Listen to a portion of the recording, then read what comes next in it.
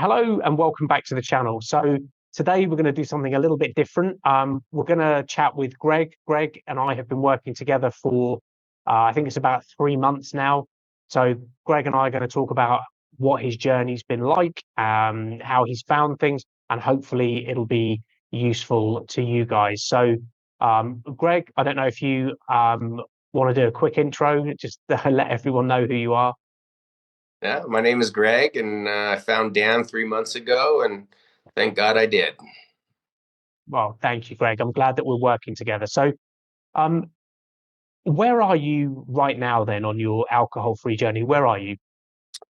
Right now, we're just at about the 100-day mark. Yeah. Okay, fine. And what do you think has changed the most in that time for you? Um, I think I think it's difficult to put a finger on one thing that's changed the most. I think, some of the things that have changed the most is that my sleeping patterns and my circadian rhythms have come back fully. I feel peace of mind, my self consciousness of my life, and is a lot better. The clarity, waking up every morning without a hangover and the anxiety fog is just like they say. It's like literally there's a fog and it just dissipates, and all of a sudden the world becomes clear again. Yeah, Um, I feel like I have a sense of self pride again, that I've made a decision and that I'm working towards, getting me into a stronger, better place, which is giving me confidence, personally and professionally. So there's a lot of changes going on. Um, but yeah, mm, it's an exciting, it's a difficult, but it's an exciting journey, and so there's a lot of changes. But sleep, appetite, clarity, no fog, no anxiety, no depression would be the standouts. yeah, okay. And that's I think you touched on a big one there, which is the self-respect and the self-belief, comes back and you start that sort of older self starts coming back in terms of how confident you kind of used to be, because alcohol strips a lot of that away. Um so I think, in terms of people watching this, um is there anything that you would want people to understand about your experience? Is there anything you can kind of impart a little bit of wisdom to them? Yeah, you know, I would say that I only can speak for what it feels like to be at the 100-day mark. Um, the changes that have come about only just make me pray to get to the year, the 2 year, the 5 year mark, because everything is just getting better time. Uh, I would say that if you're thinking about doing this, or you have a problem, that preparing yourself to do it is going to be very important. Willpower is a good thing. It is still a huge part of what's going to get you through to the other side. But you know, preparing yourself to do this, knowing why you're going to do it, accepting you have a problem, you can't get rid of it. And so doing a snapshot, fucking, I quit, technically, most likely 4 days later, when you're feeling good and the anxiety or whatever the problem that upset you is gone, your mind will want to snap back into going to alcohol. And um and that's why I'm glad I kind of figured this all out and found Dan. I prepared myself to do it. I know I wanted to do it. I knew I couldn't do it alone. And really, it's not that you, Dan, have a magic pill, or the doctors do, that are just going to cure you of this. I mean, it takes time. It takes a lot of honesty with yourself. You really have to be ready to do it. And I highly recommend that you have support, talking to Dan once a week, maybe twice a week. You could talk to him about anything, and all of the pulls and all of the ups and the downs of alcohol. But for me, I'm 55 years old, and I would never admit that I had a problem. I knew I did, but I would never admit it. So going the road alone is not the way to go. And this isn't a battle. I've come to the conclusion that this is not a battle that you're fighting against alcohol. This is a battle that you're fighting against yourself and your own spirit and your own soul. And alcohol is kind of the solution, and it's the solution that gets you in trouble, makes you hungover, fucks up your organs and everything else. But it's a battle against yourself. And I'm not only working on getting alcohol out of my life, but it's also opened the door to a new spiritual journey of who you are, what is consciousness, what is everything, and alcohol it brings a very heavy energy field to it. It's low energy, and it just kind of sinks to the bottom and holds you down there. So spiritually, I'm also growing, and because my mind is clear, I can see the world for what it is, and alcohol for what it really is. So my advice would be to be prepared, do the shadow work, be honest with yourself. And it sucks. It does suck, but you get to the point where I'm at now, and you can really, really not only see and feel the improvements, but your mind is recalibrating itself, and the neurotransmitters and all of that, to really enjoy life and to understand who you are.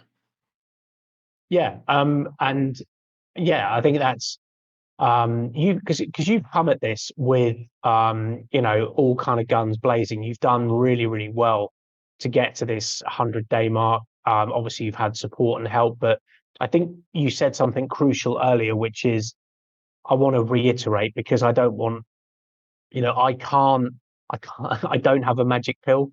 I can guide you, but I can't make you do it. And you've come at this from a very sort of strong perspective. You've done incredibly well. As you say, you've done a lot of the work, and there's a lot to do, but it is doable. I think both you and I were quite heavy drinkers, and if we can do it, then shit, anyone can do it. So um Well, so and what back to that point, you got to want to do it. I know, I don't think I really ever, I was high functioning. This has never affected my job performance and my ability to navigate the world. It has affected, all of my romantic relationships. Um, so you have to want to do it, and some people will hit the rock bottom and lose the home, the wife, be on the streets.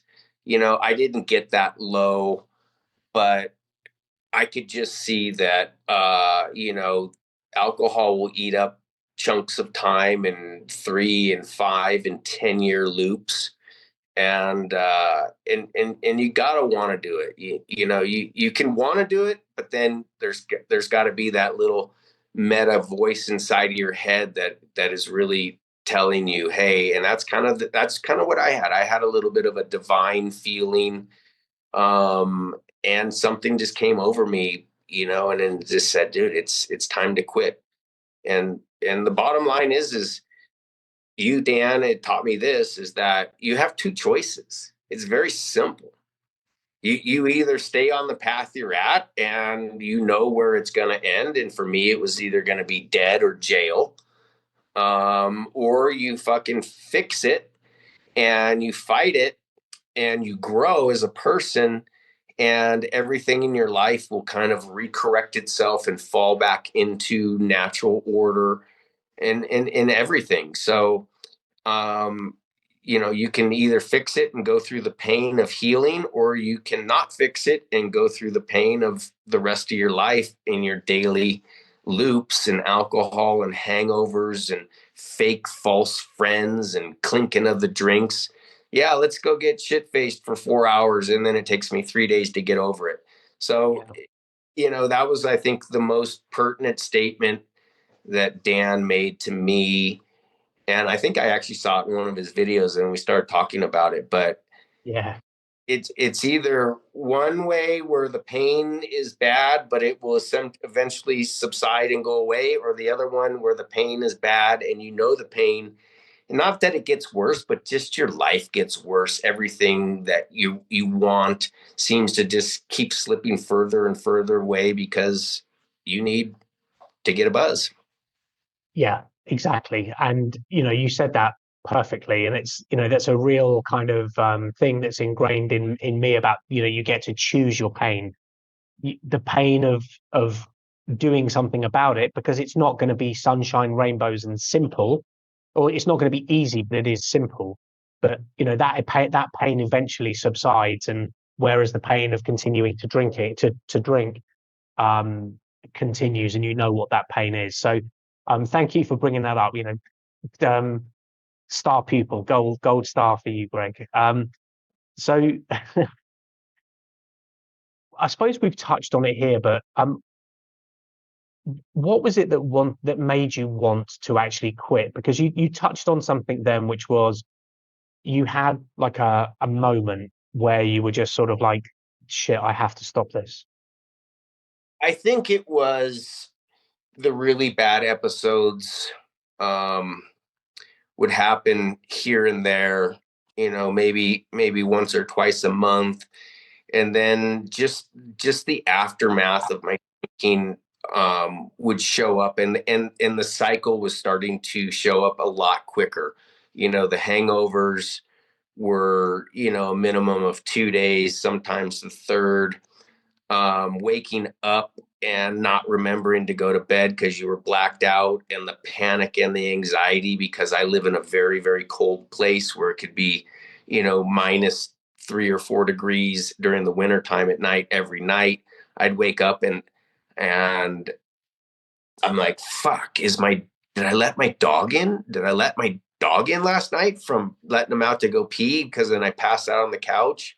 You wake up and you look around and you see, an empty beer can here and one half finished there, and just shit you remember doing that you were doing. I'd go down and I wouldn't have, shut my garage door. Sometimes I didn't turn my car off, and it just, and I also knew that I was sick of like waking up and like, just so much anxiety of like even going downstairs. Is my dog there? Or is he fucking dead and stiff as a board on the back door begging to get in? Did Yeah, I crash my car last night? Which I've done. I've bumped it here. I've done this. I've backed into things, and I could just see that the progression of mess ups was becoming, much more frequent. And I just knew in the back of my mind, a voice was saying, bro, you're gonna get another DUI, of which I've had two. You're gonna fucking hurt somebody with your car. And here in the United States, after you get a DUI, you have to sign paperwork that says if you drink and drive and you kill somebody and it's a vehicular homicide due to alcohol, even if there's any alcohol in your system, 0.00001, you took a breath mint that had, you're fucked. It's 25 years in jail well, immediately, and depending on how many people that were in the accident and hurt, it can go up from there. And so I just knew that my love of getting drunk on beer, mostly beer, it just it's killing my health. It's killing my clarity. It's not allowing me to be present. I'm not building relationships. And sooner or later, I'm going to forget to put my turn signal on, and I'm going to get pulled over, and they're going to smell it, and I'm going to have my third DUI, and I was out of control. That's it. yeah, yeah. I mean, you and I have talked about this, but I don't talk about it too publicly. But as we're talking now, like I had two DUIs back in my younger life, and I narrowly avoided jail time here in the UK because I was so heavily over the limit the second time. So, there wasn't going to be a third time. There couldn't be a third time. Otherwise, I would go to jail. So, I also had a similar thing to you where I had like one. I remember where I was. I was in a city in the UK called Bristol, which is actually where I am at the moment. And I was walking across a bridge, drunk off my ass, and I just suddenly had like a almost like a panic attack where I suddenly like I had this kind of rush of emotions of I was on a really bad path and that I thought I was gonna die quite soon if I didn't get my drinking under control. And I also had a weird thing where I would wake up in the mornings heavily hungover, and I would look in the mirror and I would make myself like jump because I sort of almost didn't recognize the person in the mirror of like oh my God, you look, I would make myself jump because it was such a kind of shock to see what I looked like in the mirror. So You know, I can relate. you mentioned that because one of the things you've also mentioned in your therapy in your classes is really, don't broadcast what you're doing. You're not doing this, you're doing it for yourself. You're fighting against yourself. You're not Alcohol, it's like a gun. Guns don't kill people. People with guns kill people. Yeah, Alcohol doesn't make you drunk, make you crash. You make yourself do all of these things. So um yeah, I had another thing, but it just slipped my mind. But no, it doesn't matter. it's when it's time, it's time. I mean, I can't tell you how many times I've fallen and it's just, beating yourself up and not going anywhere. I could see that, I was able to get through my work stuff, but man, it just really holds you back when you're not feeling and operating at 100%. Yeah, exactly. And so, in terms of this time, what do you think has made this time successful, really? When I know it's 100 days, and let's not get ahead of ourselves, but you've done brilliantly so far. But what has made this stick, do you think? Willpower alone is Mm. what made me do what's kept me, to be honest, therapy has kept me doing it. Every day that you wake up and, on day 4, 5, and 6, even though I was craving the alcohol, I have to take a minute and lay in bed and wake up and open your eyes and look around and you notice you don't have a hangover and it feels so good to feel good. And Yeah, the birds chirping and your mind is clear and you get out of the shower and you can say, fuck, I feel great today. I would love to go get drunk, but I feel so good that I have the energy to actually do the grocery shopping, finish my fucking laundry, cook some foods, go see my mom, and do all of the little pieces of life and a daily routine that most people, that don't have an alcohol problem do every day. And I'm yeah, like that, feeling good and everything is perfect. I can crush to-do lists and work, but when you're hungover and you're at 30% and you feel like shit, I'll do that tomorrow, I'll do this tomorrow, and everything just starts getting pushed back and piling up gives you the anxiety. So I don't know what exactly it is that's made me allow me to do it, but I think it's just the day-to-day progress. And progress is one, it's another day without being drunk. It's the ability to wake up and feel so good. And you can physically feel your gut changing. You can just feel all of these things. And, I used to wake up, day 2 or on the third day after, a huge hangover so bad that they're crippling. And my saying was, God, I would thank God. I'd pray to God and say, God, thank God I fucking feel good today. Thank you for that. And I want yeah, to feel good every day. I mean, I'm a young guy, not young, but I mean, there's all kinds of things to go and do. And if the most important thing in your life is alcohol, well, then everything else that should be the most important things are starting to take a back seat. And yeah. and I didn't want to be that guy.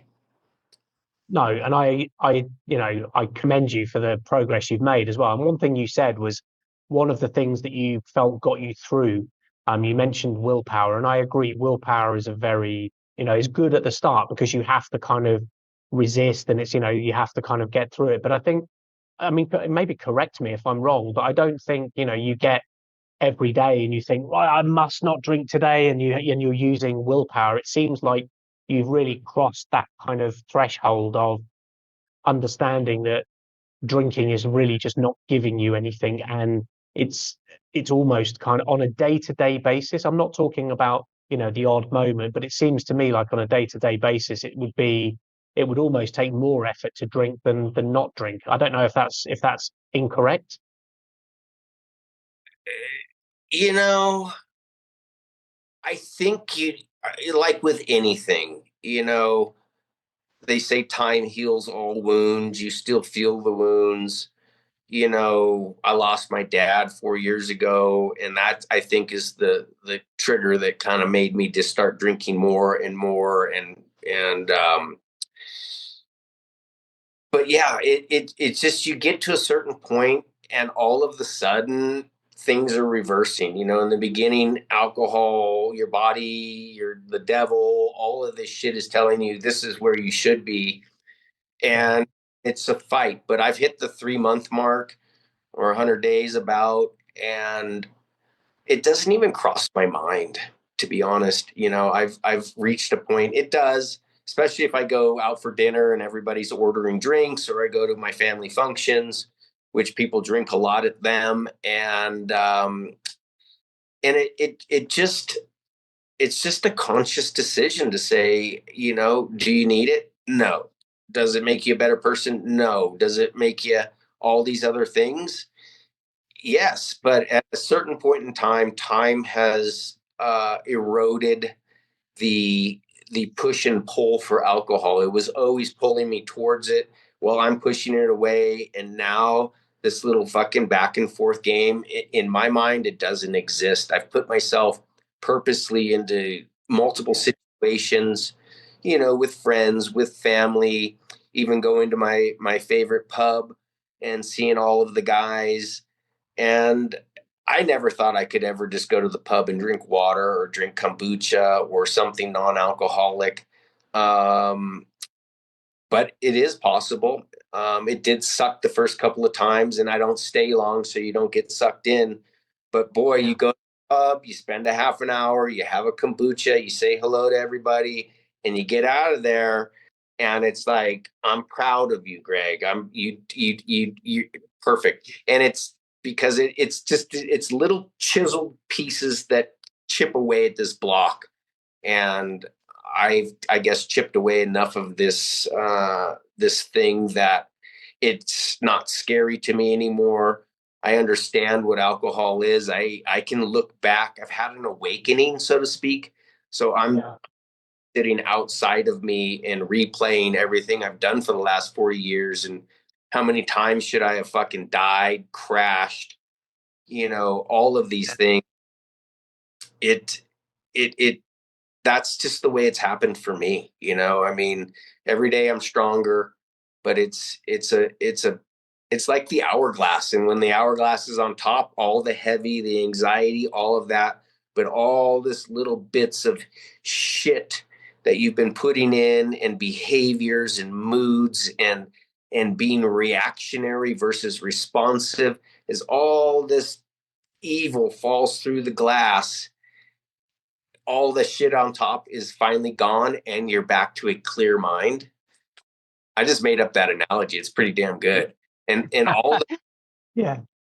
you shit it out. So I mean, my weight is better, my appetite is better, my sense of smell and taste is better. My body does crave the sugar because alcohol converts from alcohol to sugar. So, and I talked to Dan about that, or to you about that, and he said you got to be really careful, because all you're doing is trading one dopamine switch for another. Now, Yeah. would I recommend, getting into ice cream or something? Anything but drinking, but you have to be cognizant that other things become devices as well, and I quit nicotine and alcohol on the same day, basically. And I went a month and I couldn't take it. I couldn't take it. I was too weak to be able to take both of them out of my life. So in talking to my other therapist, I said, what do you do? And she said, don't put that pressure on yourself, give yourself some grace. Let's focus on the worst one. And, and now at the 3 month mark, I think maybe next week I'm ready to, because this is another thing, it's all of a sudden you're back in the same place. I want it. I need it. I can't live without it. You can, you just have to take the time to fight it. Yeah, exactly. And it's, one step at a time, man, and I was a heavy smoker as well, and I haven't smoked in years. But I'm not Mr. Perfect here. This is why I set up this kind of this this clear mind and clear life business is, I made every mistake there is. I made every mistake along the way, which was, I went heavily into like even when I was quitting drinking, I went heavily into like food and sugar and stuff like that, and I put on a ton of weight. I mean, I've still got weight on me, but I've lost a lot of weight, and it's so easy to go down that road. And it's good that you're recognizing all this stuff because it's easy to fall into these traps, especially without support, I guess, whoever that's from. And I think that probably leads me into the next question, which is, did you have any expectations of this kind of coaching and support beforehand, and then what was it actually like? Was there any sort of major difference, or were you just kind of, I'll just see what it's like? No, I had no perception of what it would be like. I spent, I don't know, 3 months in therapy for just anxiety and depression and mood swings and different things. And working through all of these troubles basically made me understand that it's all the alcohol. The alcohol is what's, making my whole internal ecosystem upset. My gut, my liver, my kidneys, all of these organs have their own central nervous system that goes into the brain. So when all of these organs are not happy and sick, like mine were, it just sorry, getting over a cold. It just That's all right, man. it maybe it wasn't the alcohol. Maybe the alcohol was making my organs, which was making me just anxious and upset and aggressive and moody. And it just all came to me at one point in time that what I'm putting in my body is affecting my mind and my mood and my behavior. And that is it just I came to the conclusion on my own. I wanted to do it for a few years, and then I had the aha moment that, what, it's the alcohol is giving me the hangovers and all the shit that happens when I'm shit faced, but it's also killing my organs and upsetting my whole internal ecosystem, which is having an effect on my brain as well. So I could figure out that both, and I just decided that I think it's the alcohol and it's time to give it a shot to get off it. And boy, everything in my life has done a reverse 180 in every way. There's not one thing. I mean, I haven't broadcasted this to many people, because potentially you're going to fail. And if you say, I quit today, and then next week you're back drunk, everybody starts to have their perception of you. And so I've kept it quiet. One thing I have to share with you, Dan, is I was talking with my mom yesterday, and she's highly religious. I never was. And now I'm becoming more spiritual than religious, but we got into this conversation about a lot of different things, and somehow alcohol came up, and I told her, that I've quit and it's been 3 months, and she just couldn't believe it. She said, she's 94 and a half years old. And she said that God has had her here this long to make sure that, because I'm the baby of the family, that everything is going to be worked out for me. And she's been praying for decades that I would quit drinking and become more normal, I guess. I think I was always normal, but maybe not. And so Yeah. she just says, you know what, God has answered my prayers. And so, yeah. Yeah. And I think, I mean, that's great to hear. And I didn't realize obviously, this is sort of new information. So, I mean, that's great. I'm really pleased that, because that will have made your mum, you know, super happy, I'm sure. So, I'm glad that you did. And I think with not telling people, this is something I always say as well, because there might be one person, there might be two people, but some people will, and this sounds like an awful thing to say, but some people will want you to fail, and they will almost be there ready to kind of laugh and just be like, because they're probably drinking too much themselves, and if you start to get sober and you start to not be drinking, it highlights exactly what they're doing, and if you succeed, it means that they can do it, but they don't want to do it, so they look at you and would rather kind of you fail. I think that's right. I moved 3 years ago, and for a long time I had no friends. And what do you do when you're bored? I drink. What do I do when I'm happy? I drink. What do I do when I'm anxious? I drink. It's like it fills everything and just numbs everything out for me.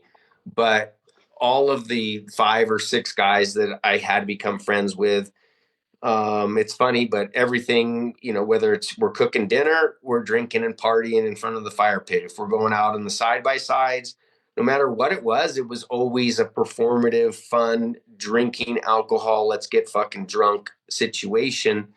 And pretty much every one of these guys has just dropped a friendship with me. I've invited them over and tell them they can bring dinner or bring alcohol. I don't have any, and they don't come. It's just like, not that they wish I fail, but really nobody that's a drinker wants to hang out with the sober guy now, and that's okay. I show up at the pub every once in a while, and everyone's happy to see me, and wondering, oh, is he going to order a beer or is he going to order a kombucha?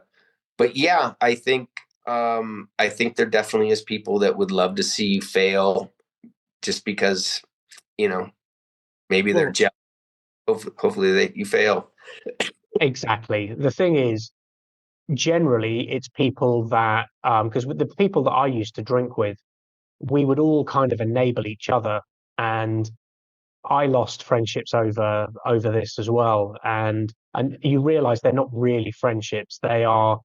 We were people that were normalizing our behavior, because the amount of alcohol that I was consuming was ridiculous, and the amount of alcohol my friends were consuming was ridiculous.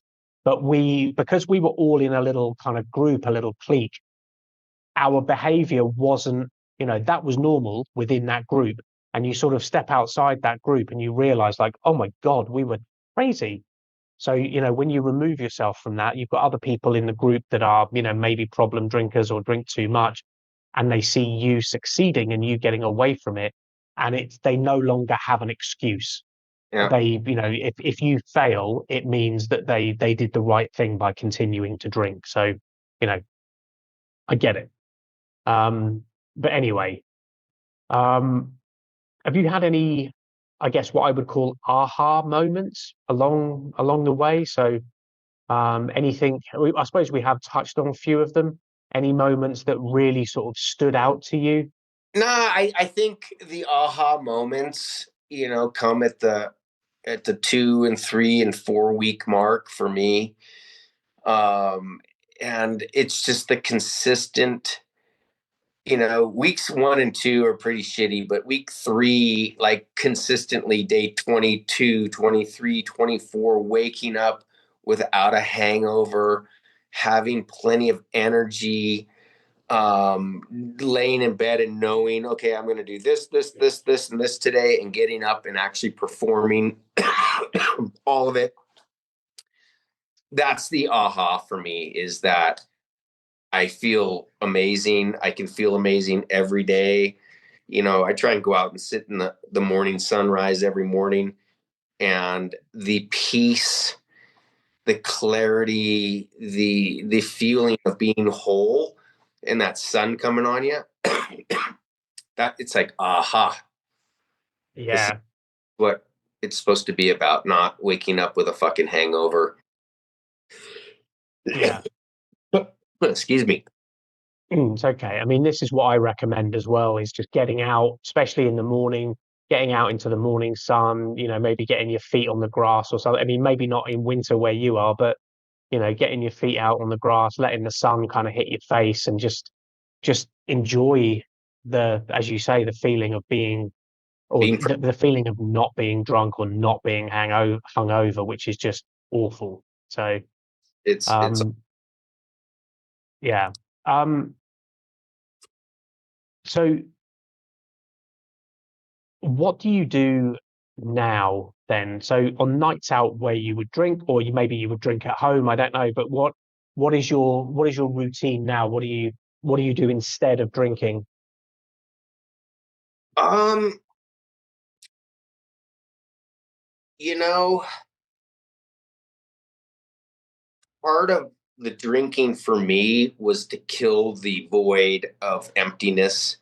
I'm kind of high energy, and anytime that you end up just sitting by yourself, or you don't have anything to do, it would be easy to just go pick up a six pack of beer and do that. So, what do I do now? To be honest, sometimes I just sit and hang out with my dog.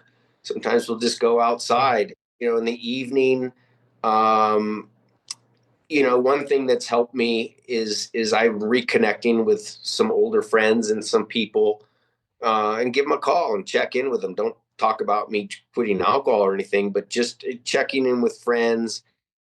I get into a really good podcast that you can watch daily for a couple of hours, and I watch a lot of educational stuff. yeah, And so, I'm kind of rebuilding some hobbies and things to do. I'm super into plants, so I've got about 5 new plants to pot, and really, it's for me, I think it's really not trying to fill the void with too much, but just learn to enjoy the void, enjoy the silence, enjoy being bored, and learn to live with yourself again. I mean, that was my problem, but for me, it's podcasts, a little bit of education, audiobooks, gardening, just doing something constructive. yeah. I mean, I agree, and I think one of the things, well, there's a number of things that have really sort of impressed me about how far you've come is, you've got a very sort of responsible job. Obviously, I'm not gonna I'm not gonna dox you or say anything like that, but you fly to LA for work, and you need to be there at certain times. You can be called there at relatively short notice. And something you mentioned to me is that there was a little bit of a ritual of kind of drinking on the plane, or maybe drinking at the airport, and getting through quite stressful situations like that. You've really managed to sort of get a handle on this, and you've managed to do these quite stressful things without falling into the alcohol trap again. You've obviously had to go both ways, so what it's obviously working for you. Yeah, and it comes down to, I think the best thing you can ever say is, you got two choices. You either are going to work on yourself and fix this and be happy and healthy and live normally, or you're going to stay the same. And the same may not be that bad, but it will continue to get worse. And Yeah, for me, hey, I love to drink. I mean, that's just the bottom line. I love it. So a typical day, if I had to travel, would be I'd wake up in the morning and I'd probably have a beer or two before I even left the house. I'd leave early to get to the airport to get through security so I could sit close to the gate and have a couple more beers before I got on the plane. Yeah. I'd have a beer and a shot on the plane. And shit, by the time I landed in Los Angeles, I was drunk, and now you got to go rent a car and you got to go do all of these things. And I don't remember how long it was from when I quit until I traveled, but you and I talked about it that I had anxiety about having to travel. I don't like to fly. Um, Yeah. and it's like, fuck, what am I going to do? What am I going to do when I get to LA and I'm in my hotel and it's 6 p.m. and I don't have anything to do until, what are you going to do? And the bottom line is you just do it. You have to fight it. There's nothing you can do. So, and I was nervous as shit getting to the airport, sitting at the gate, just fidgety, getting on the thing. Oh, what would you like to drink? And it's like, but I did it. And I was so proud of myself to get through just the day of flying, but then a whole week of in a place, in a hotel, working and to do it. And every time you wake up the next day without having a drop and not a hangover, it's a win. And all of those little tiny wins or grains of sand, it starts to build. Now, I don't know, I've flown 3 or 4 or 5 times, and do I want to drink? Fuck yeah, I want to drink. Right. So I shouldn't? Yes. Is it more important to stay on the journey that I'm on? It is for me than to indicate the alcohol. Yeah, yeah, yeah. Agreed. And I think, it gets easier with time. And yeah, I know I'm laughing because, as it catches us all sometimes when it's like, do I want to drink? Like me, for example, do I want to drink? Not really, but occasionally there will be that one time. I say this to a lot of people, but there'll be that sort of time for me once a year, maybe twice a year, that I'm not actually going to do it, but it's like sometimes I'll think, oh, that's a shame. It's a shame I can't drink, but oh well. And it doesn't. It's, I told you I had somebody gave me a big bottle of really expensive whiskey for Christmas, and that guy still to this day doesn't know I drink or I quit drinking. mm, And I asked you, I said, it's a beautiful bottle. I got it sitting right there. I'm like, but it doesn't bother me to look at it, but should I get rid of it? And you're like, you should regift it, just get it out. yeah, Uh, and I did. I gave it away to my neighbor, and it's so nice to not have it here. I have no alcohol in the house. That was one thing that was interesting about me is I knew I had a problem, so I would buy enough alcohol to drink for that day. Like I didn't keep wine, whiskey, vodka. I didn't keep all of the spirits here. And that limited me. I would go and buy just what I wanted, and I knew I'd get the buzz, and I would come home and drink it. And that's been helpful too, is to not have any alcohol in the house, remnants, leftovers, gifts and bottles. It's just, yeah. So, yeah, exactly. Um, so what would you say to somebody that's on day one today, um, and maybe they feel unsure about doing it, or maybe they feel unsure about maybe reaching out for help? It doesn't have to be about me and saying, how great the program is or anything, but what would you say to somebody that is on that kind of day one, is on the cusp of thinking about quitting? well, I would say that if they're on the cusp and they're even thinking about quitting, or they're recognizing that some things that they don't like about it, then you should do it. It is not easy. Again, this is a mental game. This is a mental game. Maybe if you're such an alcoholic that you need medical detox, then it becomes a physical game and a mental game. Yeah, But for me, it's a mental game, and I would hit these milestones of the 1 month, and I'm so proud that I'm at the 1 month. But then an hour later, I'm like, what are you doing? Why are you doing this? You deserve to have alcohol, and are you really going to live the rest of your life without it? You can't do it. And it just, this little ping pong match goes inside your head, and that's where the willpower and the baby steps and the chipping away at the old block comes. But if you're thinking you want to do it, or you should do it and you don't know if you can, there's only one way to find out, and that's to do it. And like we were talking about earlier, having the worst hangover of your life, and you wake up the next morning, I'm quit, I'm never doing it. No, it's probably not going to happen. But it's the repetitive numbing, the repetitive process, the same results of hangover, anxiety.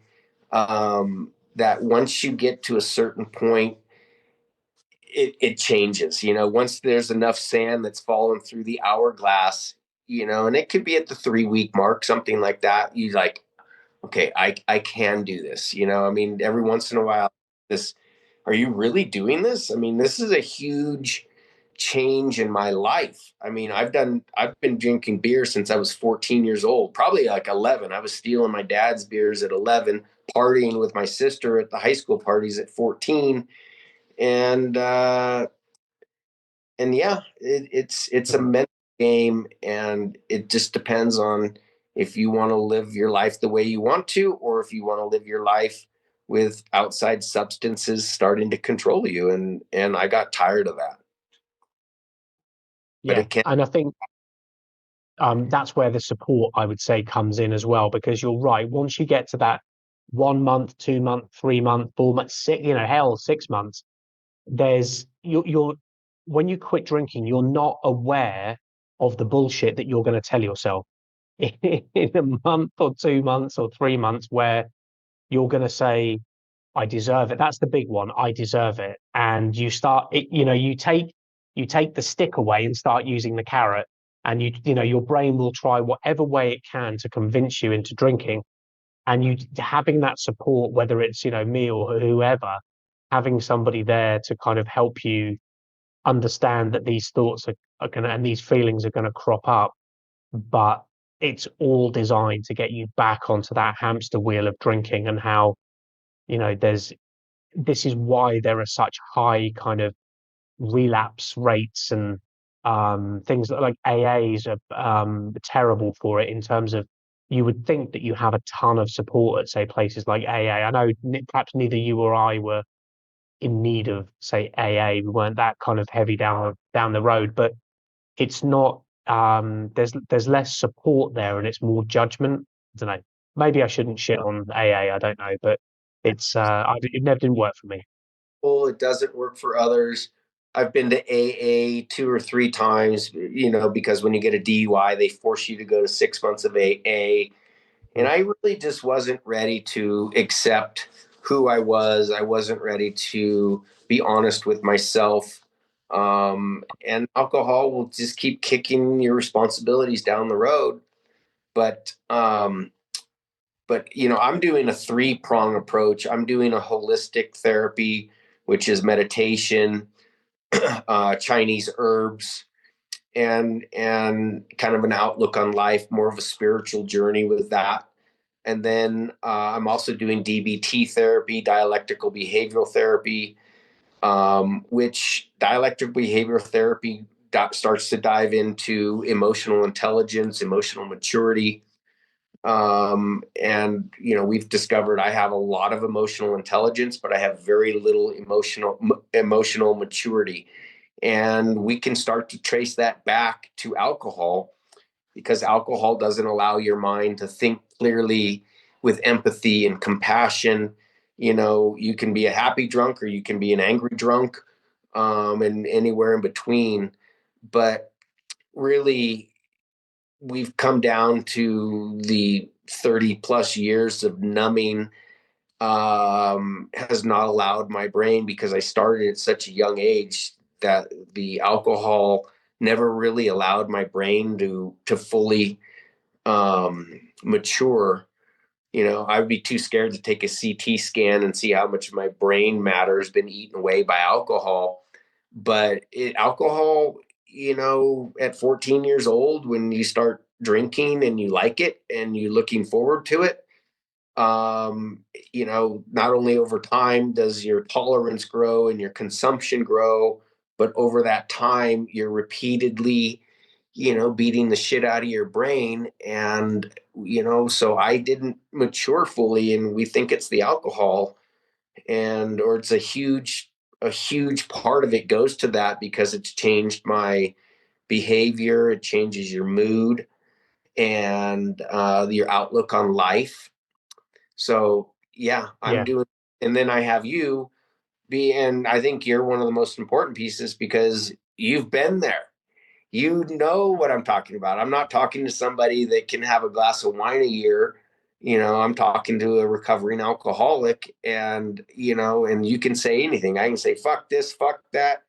I did, and you can understand it because you've been in pretty much every situation that I'm going through, and you've gone through the process that you're helping me get through. So, yeah, that might be overkill. Maybe some people can't afford that. But, I have three sponsors, my neighbor, LJ, and Dave. And then I've got three therapists, Dan, Miley, and Aaron. And I'm in therapy 4 days a week. It costs money, but it's somebody to talk to, because if you don't have somebody to talk to and tell them how you're feeling and get some feedback and some guidance, then you kind of just end up sitting there all by yourself and isolating. I went through the isolation period. I mean, the yeah. first month, I really didn't leave the house.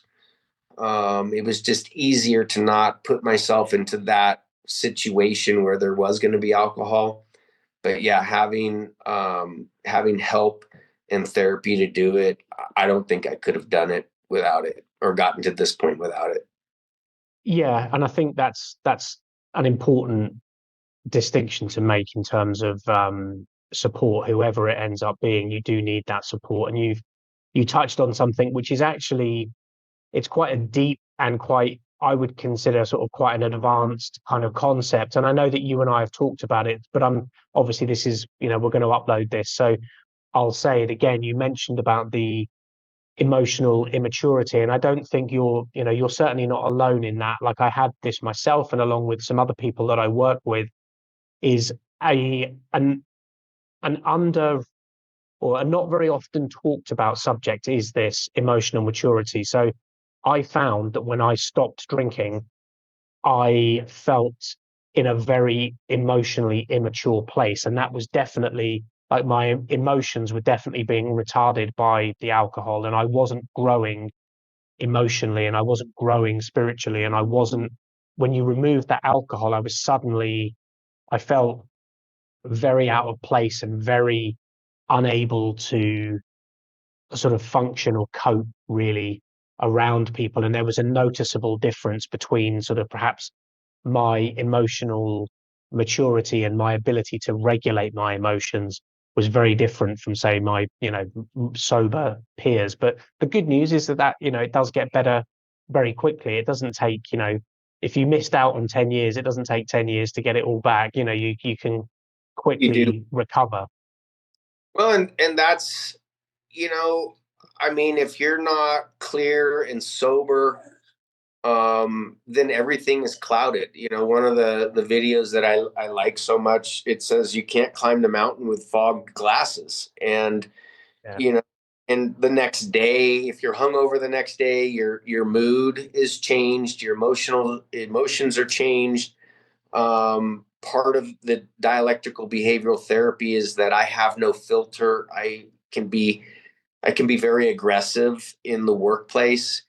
Um, and I just was never calm, cool, and collected. I was just fucking with just a charger. I go and attack the projects, attack the sales, attack the money, whatever it is. And I'm extremely organized and like OCD. Everything has to be like perfect the way that I work. And when things aren't perfect, and my patience, I didn't have any patience, or if I got threatened, we came to the conclusion that I'm very reactionary. I'm reaction. You say something, and you're not only going to get you're going to get a reaction, and depending on what the subject matter is, it's going to probably be on the aggressive side versus somebody who's responsive.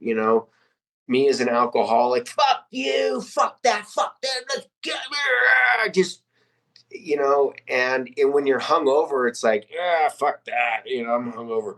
But when Yeah. you're sober and there's a problem, you can rationalize, you can be responsive, you can think about something, multiple ways to respond, and then respond. But alcohol made me very immature, very reactive versus responsive, and that's all emotional maturity. Yeah. I mean, I would agree with you. And I think obviously we've been having this conversation, and I know that we had some sort of structured questions, and we're sort of coming to the close of those structured questions. But um, in terms of, if anybody's out, because people are going to be watching this video, they will find me on YouTube, they'll find these videos.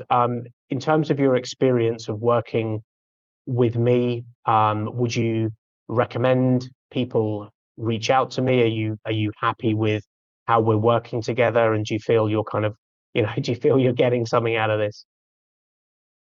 I do. I would recommend that people work with you, or at least work with somebody. Yeah. A lot of different alcohol, um, treatments and things like that, and watched people, and I think they're all good. For some reason, you resonated with me, based on the half hour talk that we had before I signed up for the program. you Yeah. know you're a lot like me. You've been through what I've done. You drank like I drank. You've Yeah. experienced these different things, and I needed somebody that could understand. I don't know how many alcohol coaches were actually alcoholics, but there's a lot at play, and you being the guy that understands where I'm at, what I've been through, what I'm going through, and where I want to be. That's a huge piece. Having somebody that allows you to look into your behaviors and the way and who you are, is also very good, because you're going to have to be honest with yourself. I didn't want to be honest with myself. Fuck, I wrecked a $120,000 AMG Mercedes into a tree, and that wasn't enough to make me quit drinking. Yeah. It's so spirituality, being honest with yourself, and having somebody that has been there and has done that and can guide you through this. And again, you don't have a magic pill. You can't sign up for your program and just be cured. No. It just, I have to do it, but you can help me do it. And having the support, having the somebody who knows what's going on and what the next 3 months is going to come is crucial. It was crucial for me.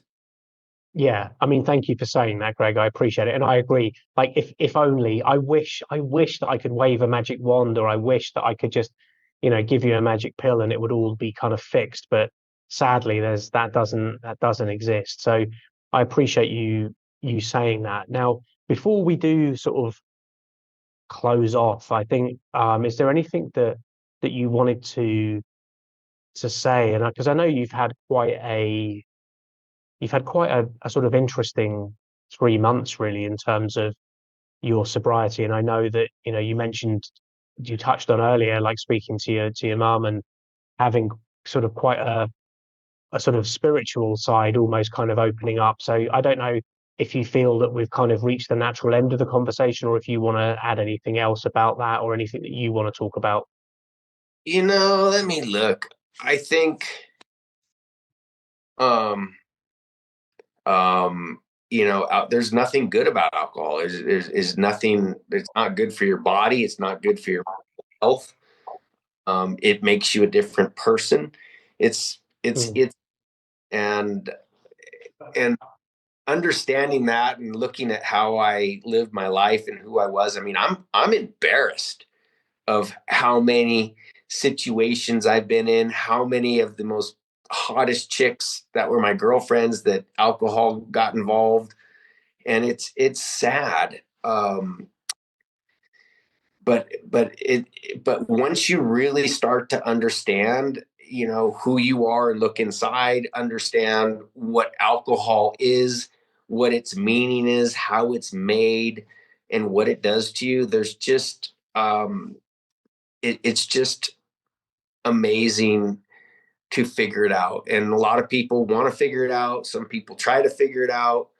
Some people can't figure it out. But for me, I think that God put me in here, or he didn't put me here. He allowed me to go there. But over the 40 years of drinking and down to the end, I'm not a dumb guy. I see everything that's going on. And basically the hangovers, the car crashes, the lost relationships, they all start to stack up to the point where you just don't want to do it. I had something else in my mind to say, but Mm. it strips you spiritually. It takes your discernment away. It takes your path, your light. It's a dark substance, and it makes your body, your energy field be low. Alcohol makes me want to chase uh anything but the good. I mean, women, money, alcohol, sex, when you should be thinking about family and compassion and empathy, and how can you be a good person versus just a selfish person. And alcohol made me very selfish. That's one Yeah. thing I say. Let me look through some of the notes I took. Do you have any other Yeah. questions?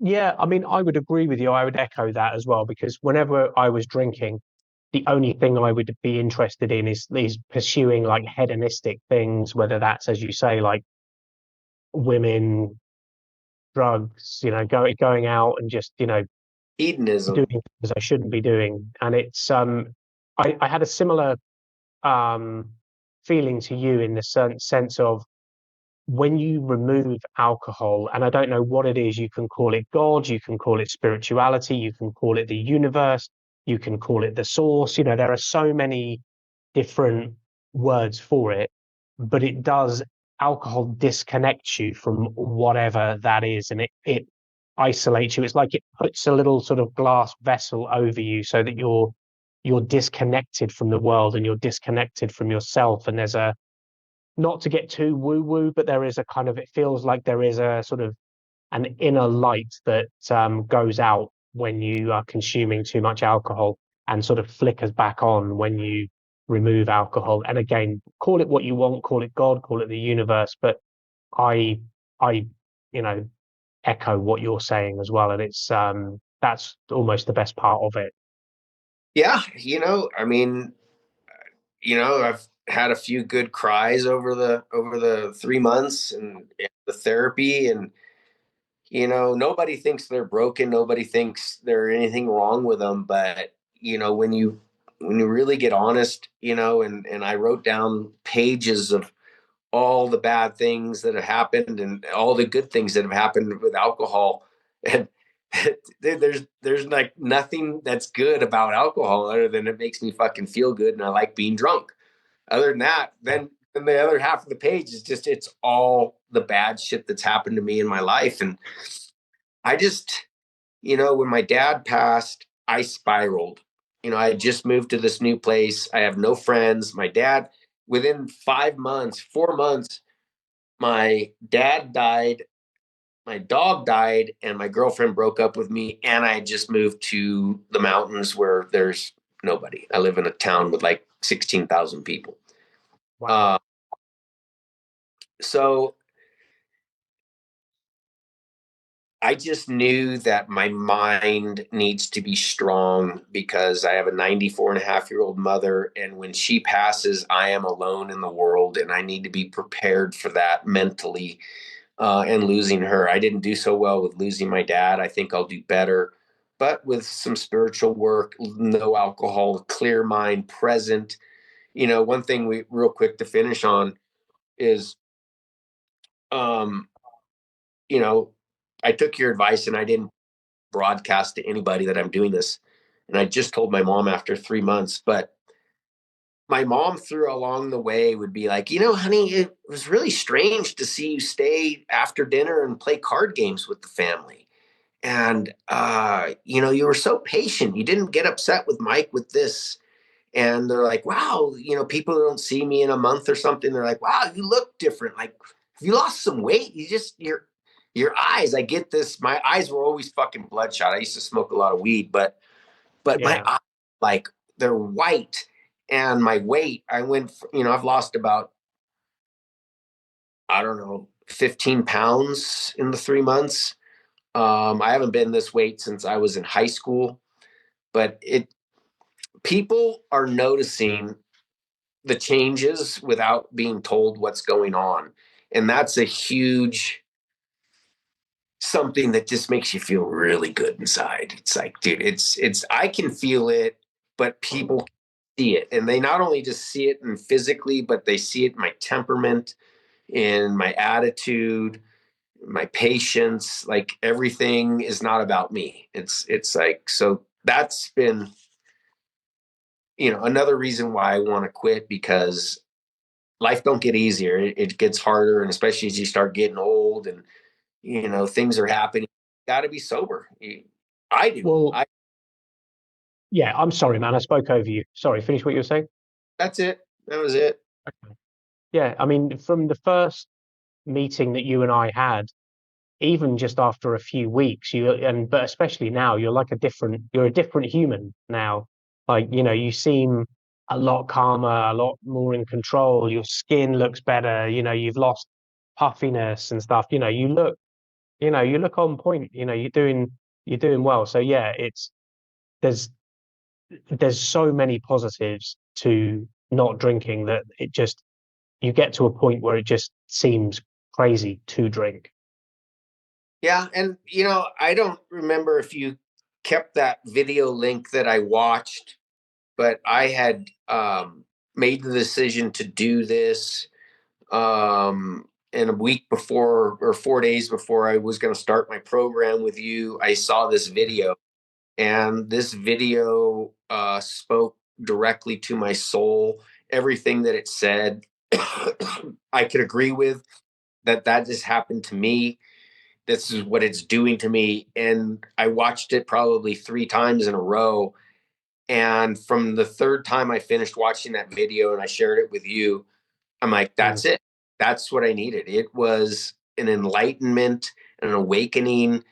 And when you apply the video and you listen to it and you're honest with yourself, and you can say, oh my God, I was blind that it was doing this to me. I'm blind that it was like this. I'm blind that I thought this was good. Yeah, But you could put that in the bottom if you want to share it.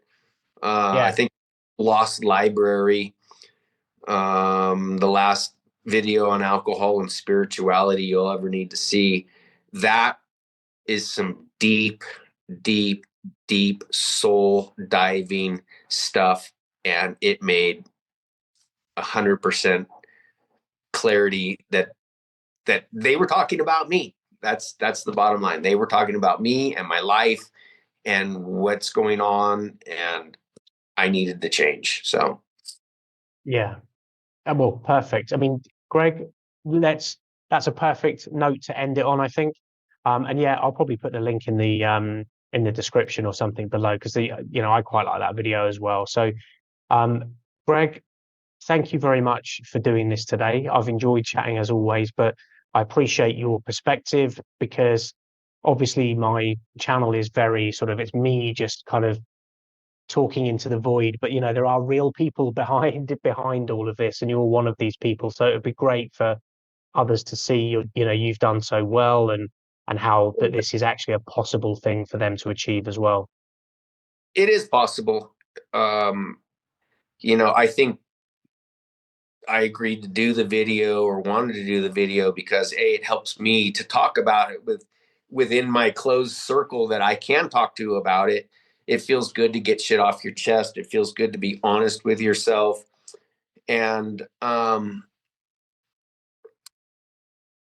yeah, it just it can be done. Great. Thank you, Greg. I appreciate it. Oh, I know.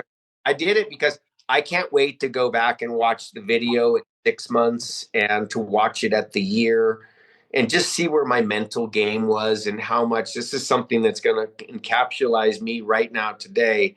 And then I can look at it in another 3 months and I can look at it in a year and then compare how I feel and where I'm at right now to where I'm at the year mark and at the 2 year mark. And I guarantee you, every day is better for me that I will be very pleased with my 6 month marker and my year marker. And, we'll come back and do a 6 month video when we're done with the program or the first half of the program or whatever.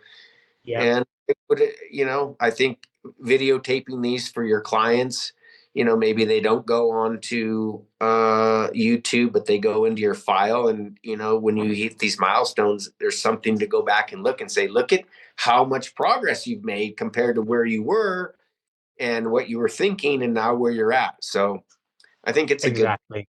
I think it's a really Yeah. good. Yeah. I mean, that's a nice thing, as you say. If it's going to go out online, you can look back on it and see where you are and how far you've come. Because once you get to that 6 month mark, you'll find you're going to have changed again, and then 12 months you'll have changed again, and there's going to be there are so many kind of positive milestones coming your way that you'll look back and see this, and you'll notice a change in just your attitude, how you look, all kinds of things. Well, and alcohol made me chase things. It made me chase women, money, another buzz, dinners, friends, activities. It always had to involve alcohol and getting a buzz. So Greg, we'll leave it there. Thank you again for coming on. I really appreciate it. And obviously, I'll leave that video link below. And obviously, if anybody else wants to have a chat with me, you can click the link in the pinned comment, fill out the application form, and we can see if you're a fit. All right. Thank you for watching. See you, Daniel. See you later. All right. Cheers. Bye. Bye.